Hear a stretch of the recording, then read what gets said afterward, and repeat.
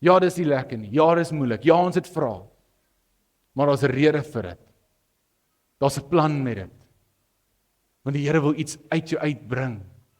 Hy wil jou in jou roeping in laat beweeg. Hy wil jou laat vorentoe gaan. Maar partykeer moet jy eers geskit word. Want as jy nie geskit word, jy gaan jy dit bou op die verkeerde fondasie.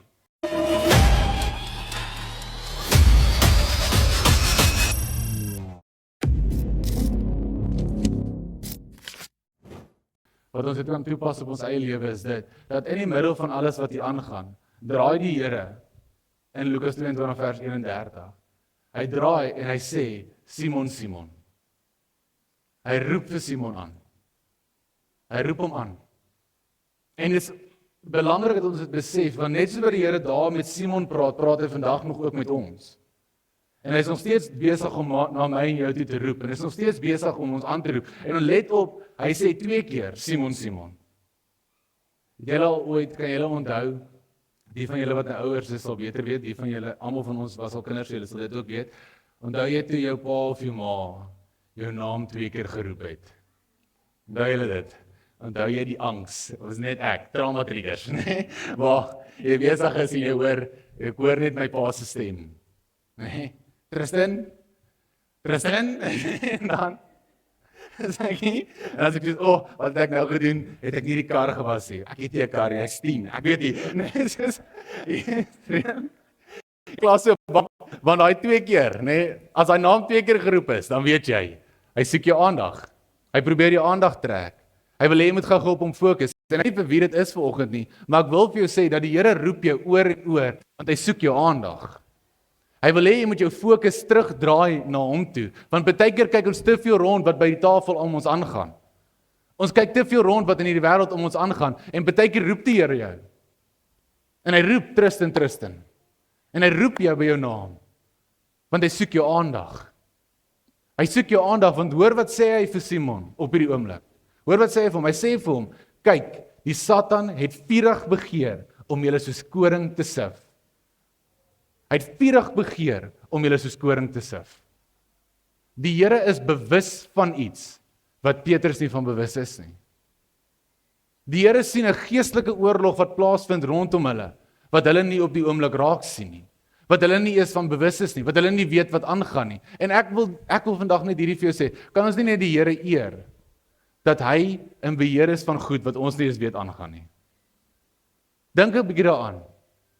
Hoe hy al ingetree het in oomblikke van jou lewe en jou gered het van sekere dinge af wat jy nie eens geweet het aangaan nie. Want hy is bewus van wat om ons aangaan.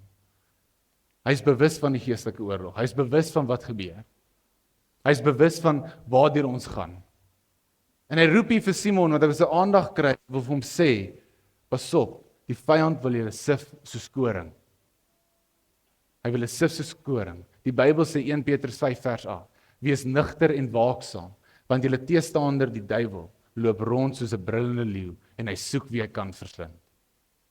My boetie en my sussie, daar is 'n vyand. Daar is 'n vyand wat my en jou wil vernietig. En partykeer wil hy my en jou kom sif. Maar ek wil hê ons moet gou-gou na hierdie ding toe draai en besef dat in hierdie oomblik roep die Here vir Simon en het my gevang want sy naam is mos nou eintlik verander na Petrus toe, né? Nee? Dis eintlik mos nou Petrus wat beteken die rots. Maar hier kom die vyand en hy wil vir Simon kom sif. En ons almal wat hier sit, gaan partykeer deur sulke seisoen. Daar kom 'n seisoen in jou lewe waar daar goed geruk word. Waar daar goed begin geskit word in jou lewe. En dis nie net altyd die Here wat dit stuur nie. Partykeer kom die vyand en hy wil dit doen, natuurlik. Maar onthou gou-gou, die Here was reeds bewus van dit. Okay? Die Here was reeds bewus van dit. Die vyand kan nie 'n nuwe triek trek en die Here omkant vang nie. Dis nie hoe dit werk nie. Jesus was reeds bewus van wat die vyand wil doen. Alright? Maar hierdie sif wat nou gebeur, hierdie geskit wat nou moet kom, is daar nie om vir Simon uit te wis nie, maar om die fondasie waarop hy sy lewe bou, eintlik na vore te bring. Sien, want gewoonlik, voordat jy na die volgende plek toe gaan, en voordat die Here vir jou 'n deur oopmaak, en voordat die Here dinge deur jou wil begin doen, en jou lewe wil verander, moet jy weet dat daar kom partykeer sulke oomblikke, want Simon moet gesif word, dat Petrus kan vorentoe kom. Hy moet gesif word, dat Petrus na vore kan kom. En En my boetie en my sussie, ek weet dit is moeilik. Ek weet dit is nie altyd lekker om deur sulke tye te gaan in jou lewe nie.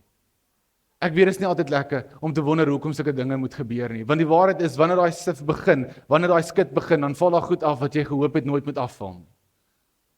En dan verander goed in jou lewe wat jy gehoop het nooit moet verander nie. Maar dit moet gebeur dat Petrus na vore kan kom.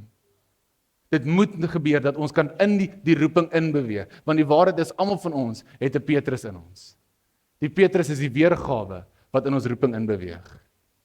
Dis die weergawe wat beweeg hoe die Here wil hê ek en jy moet beweeg. En dis in hierdie oomblik wat hierdie gebeur, en ek dink vir myself, dit is moeilik in ons lewens, want ons almal wassel deur dit. Waar ons geskit word deur goed. En dit dalk nie vernietig nie, maar dit jou fondasie begin na vore kom om te sien, waarop het jy dit gebou? Het jy jou hoop werklik op Jesus gebou, of het jy jou hoop op geld gebou? Het jy jou hoop werklik op die rots gebou, of op mense se opinies gebou? Waarop is dit gebou? En wanneer dit begin skit, dan kom dit na vore. En dit kan moeilik raak, maar ek wil hê julle moet die skrifgie onthou van Psalm 46 vers 1.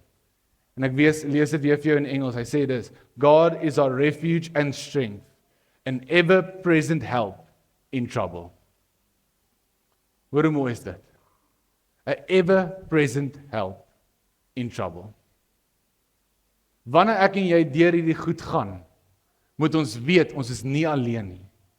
Want daar is 'n teenwoordige God wat saam met ons hierdie pad stap. Daar is 'n teenwoordige Jesus Christus, Heilige Gees, wat my en jou dra in hierdie oomblikke.